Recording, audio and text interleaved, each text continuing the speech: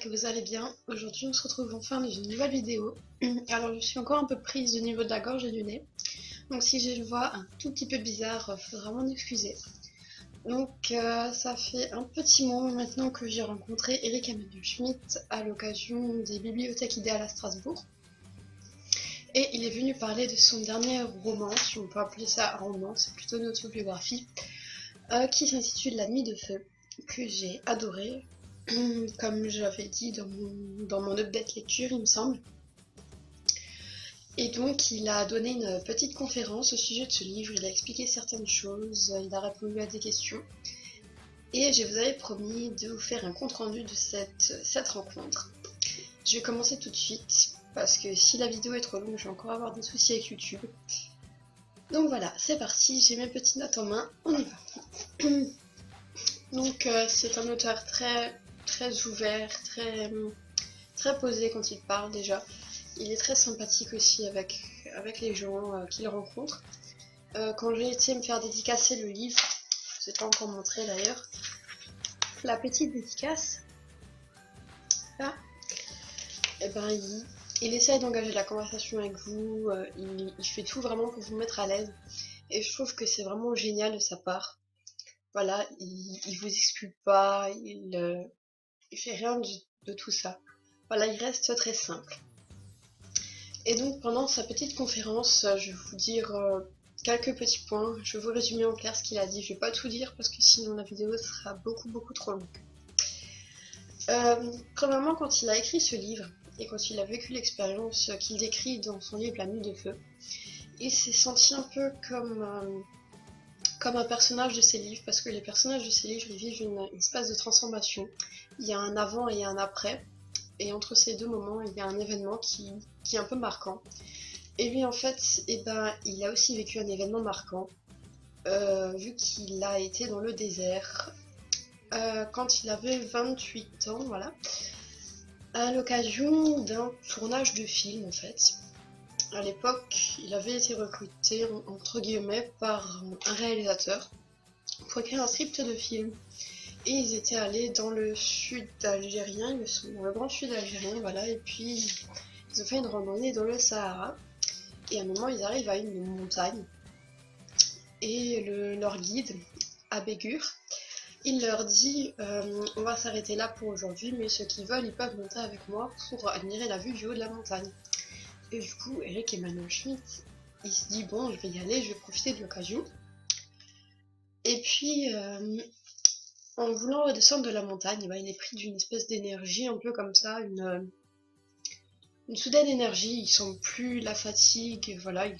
Ses jambes avancent limite toutes seules. Il descend la montagne, il laisse le groupe derrière lui, en pensant qu'il a pris le bon chemin.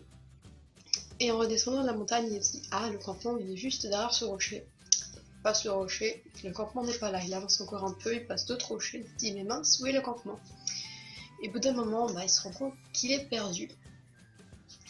Et il va passer une nuit seul dans le désert, sans vivre, sans couverture ni rien, parce que la nuit dans le désert, c'est l'hiver, c'est complètement l'inverse de la journée. Et la journée, ils ont hyper chaud, et la nuit, c'est l'hiver, les températures chutent. Et du coup, pendant cette nuit, il va avoir une espèce d'illumination un peu divine.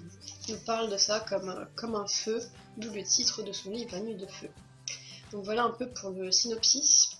Pour pas que vous soyez trop perdus si jamais vous n'avez pas lu le livre, que vous vous souvenez plus de la vidéo précédente où j'avais parlé de ce livre. Donc voilà. Donc c'était un moment aussi à 28 ans. Il était en plein démarrage de sa vie d'adulte, on va dire. Et il avait beaucoup d'interrogations sur sa vie. Il se demandait si il était là dans le désert, même par rapport à sa vie professionnelle. S'il était là parce que c'est lui qui avait choisi ça, ou parce que c'est son destin qui l'avait amené sur ce chemin. Donc il se posait plusieurs questions comme ça. Par rapport au tournage de film, il voulait faire avec le réalisateur le même chemin qu'un écrivain, je ne sais plus, qui s'appelle Foucault.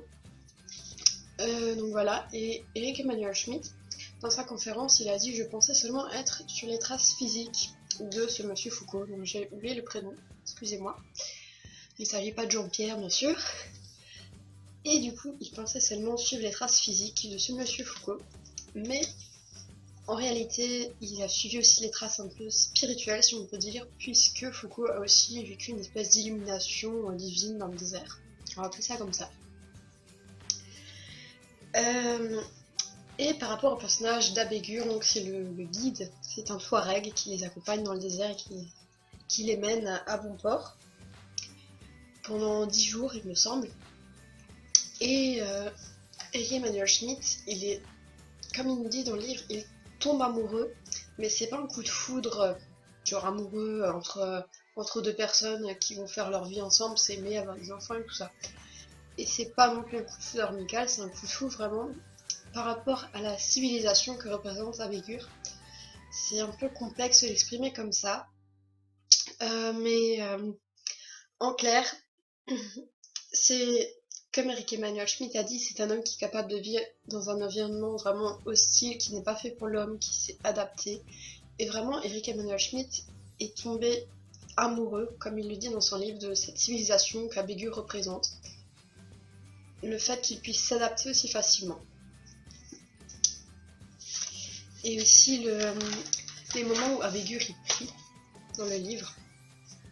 Ça intrigue fortement Eric Emmanuel Schmitt parce que il a grandi dans une famille d'athées. Il était lui-même athée avant d'entreprendre ce voyage. C'est ce qu'il nous raconte dans son livre. Il nous raconte un peu cette transformation de sa pensée. Et aujourd'hui, il n'est plus athée. Il a reçu la foi après sa nuit de feu, justement. Et donc, lorsqu'il revient à lui-même dans le sable, après son expérience divine, son illumination soudaine, sa nuit de feu, il sent une espèce de puissance, de lumière en lui, une trace comme ça. Et il a une confiance absolue en tout ce qui peut se passer. Il se dit, il n'a pas peur. Il est étonné aussi un peu de ne pas avoir peur. Mais il se dit que s'il meurt ou s'il ne meurt pas, en tout cas, il mourra ou il vivra avec la foi. Et c'est ça qui est de plus important pour lui à ce moment-là. En tout cas, sa nuit de feu, elle a commencé comme un secret. Il savait pas comment l'exprimer, du coup il en a parlé à personne. Parce que c'était un peu son expérience personnelle à lui, voilà, c'est un truc qu'il a vécu, que les gens ne pourraient pas forcément comprendre. Du coup, il a voulu le garder pour lui. Et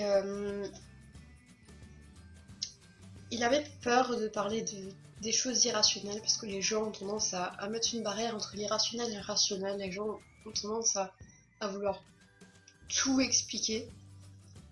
Ils pensent savoir tout expliquer, mais en fait, beaucoup de gens croient tout simplement, mais ils ne le savent pas. Pour reprendre les propos d'Eric Emmanuel Schmitt lors de sa conférence.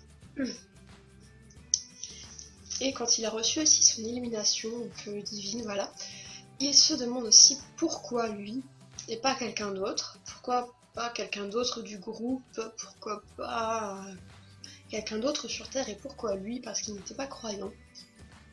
Pourquoi dans l'univers, c'est lui qui a été choisi et pas quelqu'un d'autre. Et encore aujourd'hui, il ne peut pas répondre à cette question, il se la pose encore. Et il n'est finalement réduit qu'à témoigner de son expérience qu'il a vécue dans le désert.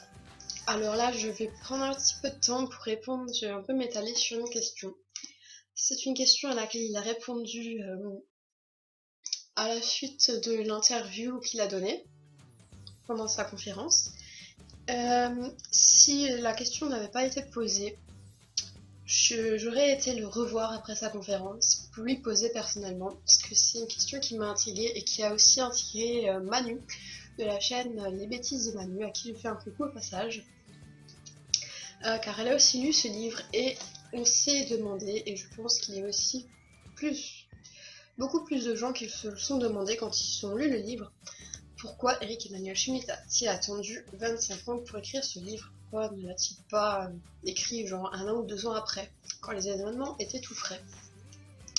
Et il a répondu à cette question en disant que au début il vivait comme un événement intime, comme j'ai dit tout à l'heure, et qu'il voulait pas forcément en parler, qu'il voulait garder ça pour lui, parce que c'était son expérience, vraiment c'était son vécu. Et ensuite il s'est rendu compte qu'à chaque fois qu'on lui demandait de parler un peu de son expédition dans le Sahara, pour raconter comment c'était, voilà, ce qu'il a vécu, il s'est rendu compte qu'il en disait pas assez, voilà, sur ce qui s'était passé. Du coup il voulait un peu se libérer de ce poids, il voulait pouvoir s'exprimer librement. Et du coup, à ce moment-là, il s'est promis d'écrire ce livre qu'il a sorti 25 ans plus tard. Mais il a attendu car il voulait avoir un peu un langage plus mature qui parle à tout le monde. Pas seulement aux croyants, pas seulement aux non-croyants, mais vraiment à tout le monde. Pour permettre aux gens de vraiment comprendre ce qu'il a vécu. De vraiment être, vraiment mature, comme je l'ai dit. Avoir un langage approprié pour ce qu'il a vécu. Et c'était pas facile à décrire avec des mots simples, voilà. Et aussi, il l'a publié vraiment aujourd'hui en 2015, parce que aujourd'hui il y a plein de gens qui font des choses au nom de la foi, entre guillemets, alors que la foi ne demande pas par exemple de tuer, par rapport à ce qui s'est passé en janvier par exemple, au locaux de Charlie Hebdo. Il a parlé de vacarme et de sarcasme.